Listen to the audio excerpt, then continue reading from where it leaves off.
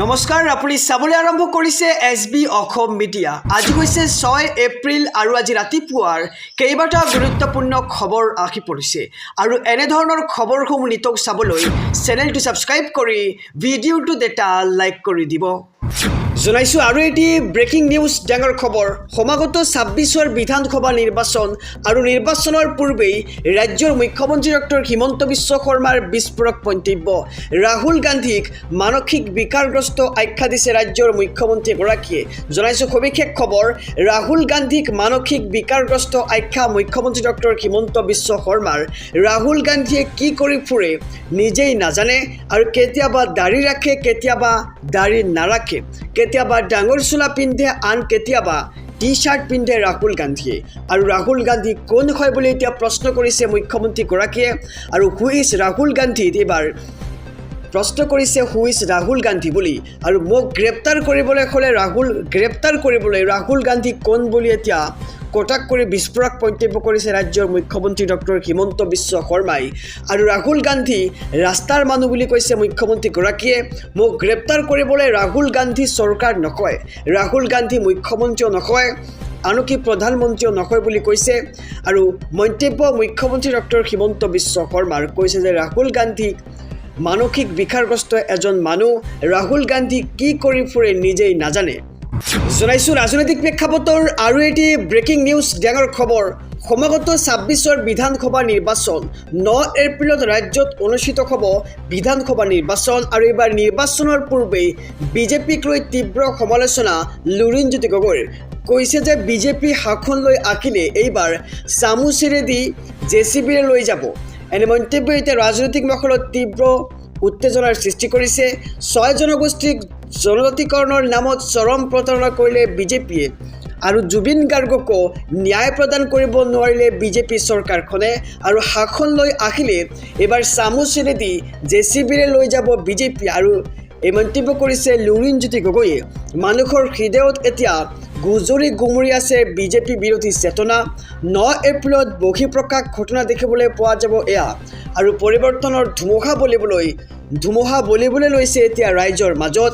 ইভিএমত বুটাম টিপাৰ পূৰ্বে পৰিৱৰ্তনৰ ধুমুহাজাক চুনামিলৈ পৰিণত হ'ব। কুংকি চৌধুৰীৰ নিৰ্বাচনী প্ৰচাৰৰ প্ৰসংগৰে এইবাৰ লুৰিণজ্যোতি গগৈৰ এই মন্তব্য শুনিবলৈ পোৱা গৈছে। অসমত বিৰোধীৰ চৰকাৰ গঠন হোৱাটো 100% নিশ্চিত বুলি এতিয়া দাবী কৰিছে অজাপৰ সভাপতি লুৰিণজ্যোতি গগৈয়ে। আৰু খোৱাংবাসী ৰাইজে ব্যতিক্ৰম সেয়া দেখুৱাই দিব লাগিব মুখ্যমন্ত্ৰীক।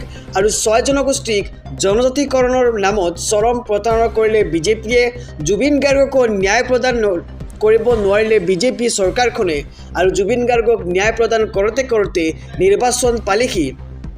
আৰু কেতবোৰ বিস্ফোৰক মন্তব্য কৰিছে এইবাৰ লুৰিণজ্যোতি গগৈয়ে। জনাইছো আৰু এটি ব্ৰেকিং নিউজ ডাঙৰ খবৰ। মুছলমানৰ সম্পদ গৌৰৱ গগৈ।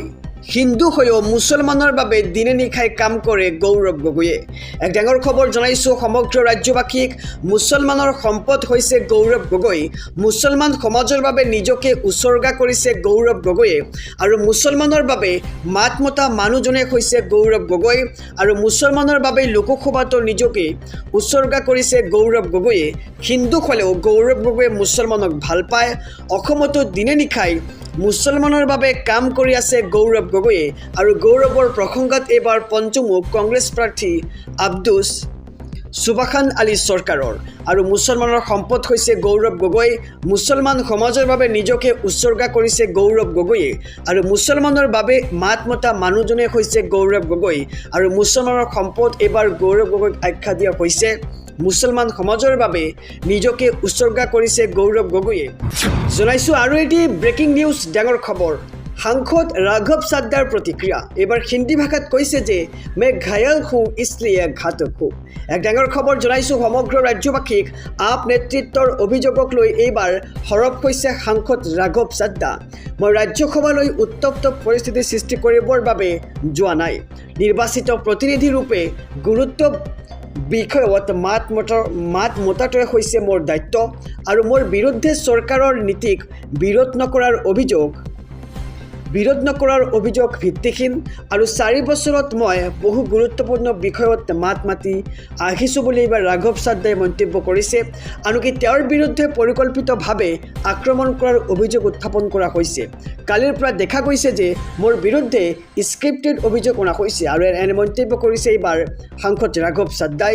এয়া কাকতলীয় নকয়, এয়া সংগঠিতভাৱে নেতৃত্বই মোক কৰা আক্ৰমণ আৰু নেতৃত্বৰ সকলো মিছা অভিযোগ উদঙাই দিব বুলিও মন্তব্য ৰাঘৱ চাদ্দাৰ। আৰু মে ঘায়াল হো ইছলিয়ে ঘাতক হো, এইদৰেও প্ৰতিক্ৰিয়া ৰাঘৱ চাদ্দাৰ। বৃহস্পতিবাৰে ৰাঘৱ চাদ্দাক ৰাজ্যসভাৰ উপদলপতিৰ পৰা অপসাৰণ নেতৃত্বৰ আৰু তাক লৈ এতিয়া আপৰ বহু জ্যেষ্ঠ নেতাৰে চলি আছে সাংসদ চাদ্দাৰ বাকযুদ্ধ আৰু আপ নেতৃত্বৰ অভিযোগক লৈ এইবাৰ সৰব হৈছে সাংসদ ৰাঘৱ চাদ্দা। মই ৰাজ্যসভালৈ উত্তপ্ত পৰিস্থিতি সৃষ্টি কৰাৰ বাবে যোৱা নাই বুলি মন্তব্য আৰু নিৰ্বাচিত প্ৰতিনিধিৰূপে গুৰুত্ব বিষয়ত মাত মতৰকহে মোৰ দায়িত্ব বুলি মন্তব্য কৰিছে ৰাঘৱ চাদ্দাই। ৰাজনৈতিক প্ৰেক্ষাপটৰ এটি খুবেই ডাঙৰ খবৰ। সমাগত 26ৰ বিধানসভা নিৰ্বাচন আৰু নিৰ্বাচনৰ পূৰ্বে এইবাৰ আছাদুদ্দিন ওৱেইছিৰ এক ভয়ংকৰ মন্তব্য। অসমত এইবাৰ মুখ্যমন্ত্ৰী হ'ব মিয়া, এই মন্তব্য কৰিছে এইবাৰ আছাদুদ্দিন ওৱেইছে। জনাইছোঁ সবিশেষ খবৰ। ৰাজ্যৰ নিৰ্বাচনী যুঁজত এইবাৰ ধৰ্মীয় মেৰুকৰণৰ নতুন মাত্ৰা আৰু AIUDFৰ জনসভাত ওৱেইছিৰ ভাষণত শুনা গ'ল এক নতুন হুংকাৰ। অসমত এইবাৰ মুখ্যমন্ত্ৰী হ'ব মিয়া, কংগ্ৰেছ বিজেপি নকয়, অসমত মিয়াৰ মুখ্যমন্ত্ৰী হ'ব আৰু এইবাৰ অসমত মিয়াৰ অবিহনে চৰকাৰ গঠন অসম্ভৱ বুলি কৈছে আছাদুদ্দিন ওৱেইছে। আৰু এইবাৰ কংগ্ৰেছ বা বিজেপি নকয়, অসমত এগৰাকী মিয়া মুখ্যমন্ত্ৰী হোৱাৰ সময় আহি পৰিছে। পৃথিৱী থকালৈকে মুছলমান থাকিব আৰু কোনেও কাকো আঁতৰাব নোৱাৰে। অসমত নিৰ্বাচনী প্ৰচাৰ চলাই ভয়ংকৰ মন্তব্য আছাদুদ্দিন ওৱেইছিৰ। ৰাজ্যৰ নিৰ্বাচনী যুঁজত এইবাৰ ধৰ্মীয় মেৰুকৰণৰ নতুন মাত্ৰা দেখিবলৈ পোৱা গৈছে। AIUDFৰ জনসভাত ওৱেইছিৰ ভাষণত শুনা গ'ল এক নতুন হুংকাৰ। অসমত এইবাৰ হ'ব মিয়াৰ মুখ্যমন্ত্ৰী আৰু অসমত এইবাৰ মুখ্যমন্ত্ৰী হ'ব মিয়া, কংগ্ৰেছ বিজেপি নকয়, অসমত মিয়াৰ মুখ্যমন্ত্ৰী হ'ব আৰু এইবাৰ অসমত মিয়াৰ অবিহনে চৰকাৰ গঠন অসম্ভৱ বুলি এক প্ৰকাৰ বিস্ফোৰক মন্তব্য কৰিছে আছাদুদ্দিন ওৱেইছিয়ে। জনাইছোঁ আৰু এটি ব্ৰেকিং নিউজ, ডাঙৰ খবৰ। এইবাৰ ৰাহুল গান্ধী সন্দৰ্ভত ৰাজ্যৰ মুখ্যমন্ত্ৰী ডক্টৰ হিমন্ত বিশ্ব শৰ্মাৰ বিস্ফোৰক মন্তব্য। কৈছে যে মোক গ্ৰেপ্তাৰ কৰিব নোৱাৰে 7 জনম লোক ৰাহুল গান্ধীয়ে। এক ডাঙৰ খবৰ জনাইছোঁ সমগ্ৰ ৰাজ্যবাসীক। ৰাহুল গান্ধীক নিৰ্বাচনী সভাৰ পৰাই এইবাৰ অপেন চেলেঞ্জ ৰাজ্যৰ মুখ্যমন্ত্ৰী ডক্টৰ হিমন্ত বিশ্ব শৰ্মাৰ। মোক গ্ৰেপ্তাৰ কৰিবলৈ ইন্দিৰা গান্ধী আৰু ৰাজীৱ গান্ধীয়ে পুনৰ জন্ম ল'ব লাগিব বুলি এক প্ৰকাৰ বিস্ফোৰক মন্তব্য কৰিছে ৰাজ্যৰ মুখ্যমন্ত্ৰীগৰাকীয়ে। ৰাহুল গান্ধীয়ে 7 জনম ল'ব লাগিব আৰু মোক এই জনমত গ্ৰেপ্তাৰ কৰিব নোৱাৰে কোনোৱে। 7 জনমৰ পিছতহে মোক কিবা কৰিব পাৰিব। ৰাহুল গান্ধী ভাৰতৰ ৰাজনীতিৰ পাপ্পু আখ্যা দিছে ৰাজ্যৰ মুখ্যমন্ত্ৰীগৰাকীয়ে। লগতে গৌৰৱ গগৈকো অসমৰ ৰাজনীতিৰ ছটা পাপ্পু আখ্যা দিছে ৰাজ্যৰ মুখ্যমন্ত্ৰী ডক্টৰ হিমন্ত বিশ্ব শৰ্মাই। আৰু সনাতন হিন্দু ধৰ্মক শেষ কৰিব বিচাৰে ৰাহুল গান্ধী আৰু গৌৰৱে। বিস্ফোৰক মন্তব্য হিমন্ত বিশ্ব শৰ্মাৰ। কৈছে যে ৰাহুল গান্ধীক নিৰ্বাচনী সভাৰ পৰা এইবাৰ অপেন চেলেঞ্জ হিমন্ত বিশ্ব শৰ্মাৰ। ৰাহুল গান্ধীক নিৰ্বাচনী সভাৰ পৰাই অপেন চেলেঞ্জ দি কৈছে যে 7 জনমৰ পিছতহে ৰাহুল গান্ধীয়ে হিমন্ত বিশ্ব শৰ্মাক গ্ৰেপ্তাৰ কৰিব পাৰিব আৰু হিমন্ত বিশ্ব শৰ্মাক গ্ৰেপ্তাৰ কৰিবলৈ হ'লে ইন্দিৰা গান্ধী আৰু ৰাজীৱ গান্ধীয়ে পুনৰ জন্ম ল'ব লাগিব। জনাইছোঁ আৰু এটি ব্ৰেকিং নিউজ, ডাঙৰ খবৰ। নিৰ্বাচনৰ প্ৰাক মুহূৰ্তত এইবাৰ কংগ্ৰেছ আৰু বিজেপিৰ এক ভয়ংকৰ যুদ্ধ দেখিবলৈ পোৱা গৈছে। মুখ্যমন্ত্ৰী ডক্টৰ হিমন্ত বিশ্ব শৰ্মাই কৈছে যে মোক ভুৱা হিন্দু সজোৱাৰ আগতে নিজৰ পৰিয়ালৰ স্থিতি স্পষ্ট কৰক গৌৰৱ গগৈয়ে।